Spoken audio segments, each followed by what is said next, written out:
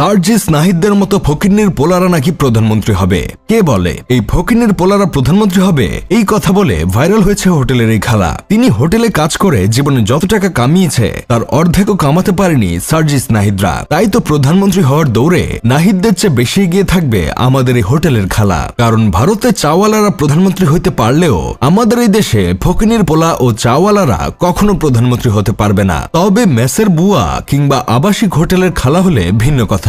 এই রিচ খালাকে দেখলাম বলতেছিল এমসিপি আর জামাত শিবির মিল্লা দেশটারে খাইয়া ফেলতেছে, চাঁদাবাজি করে ওরা আর নাম দেয় বিএনপির। আমাদের বিএনপির লোকেরা কখনো খারাপ কাজ করতে পারে না। এতদিন আমরা শুনছি নতুন একটা রাজনৈতিক দল হয়েছে যার নাম এনসিপি, কিন্তু এমসিপি আবার কবে তৈরি হয়েছে আমি জানি না। এমসিপি আসলে কোন দল সেটা আমাদের এই হোটেলের খালাই বলতে পারবে।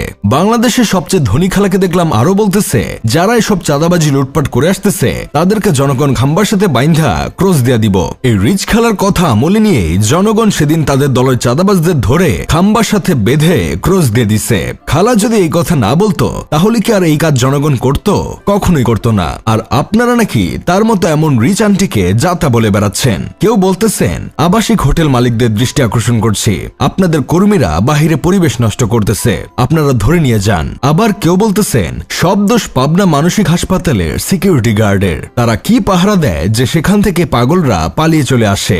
আমাদের দেশের সবচেয়ে বড়লোক খালাদের মধ্যে একজন তিনি, আর আপনারা তাকে এসব বলে বেড়াচ্ছেন। ছি ভাই, আপনাদের লজ্জা হওয়া উচিত। হতেই পারে তিনি বিগত 16 বছর হোটেল ব্যবসা করে কোটি কোটি টাকা কামিয়ে বড়লোক হয়েছে, তবুও তো তিনি এখন বড়লোক। হতে পারে তিনি মাথার ঘাম খাটে ফেলে টাকা কামিয়েছে, তাই বলে আপনারা এভাবে তাকে অপমান করতে পারেন না। আমরা এর তীব্র নিন্দা জানাই। এখন আপনারা অনেকে বলতে পারেন এই খালা আবার কিভাবে কোটি কোটি টাকার মালিক হলো? উনাকে দেখলে আর তার গলা শুনলে তো মনে হয় চায়ের দোকানদারি করে। এতই যদি বড়লোক কোটিপতি হতো তাহলে 50 টাকার জন্য ভাড়া খাটতে মিছিলে আসছে কেন?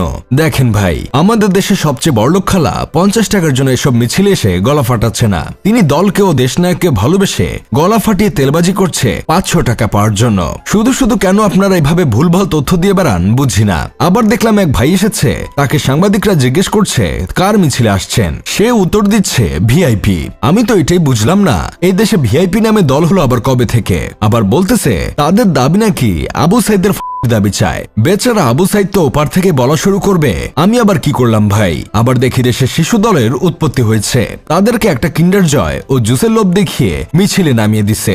এসব দেখে আমার বন্ধু কেরামত বলতেছে এখন তো রাকিব চাচু কনফিউশনে পড়ে যাবে। বুইরাদের আনলে বলে ছাত্র তো নাই, আবার বাচ্চাদের আনলে মানুষ বলে শিশুদের ধরে আনছে। যাই হোক, শেষমেশ আমি গোলাম হোসেন একটা কাজের কথা কই। আগে ছিল রেমিটেন্স আপা, আর এখন বিকল্প হিসেবে আরেক দল লঞ্চ করছে রিচ খালা ওরফে হোটেলের খালা। এভাবে গলা ফাটিয়ে তেল মারতে মারতে দেখবো রিচ খালা একদিন সংসদে বসে গেছে। এটা তো বাংলাদেশ, এখানে সবকিছুই সম্ভব।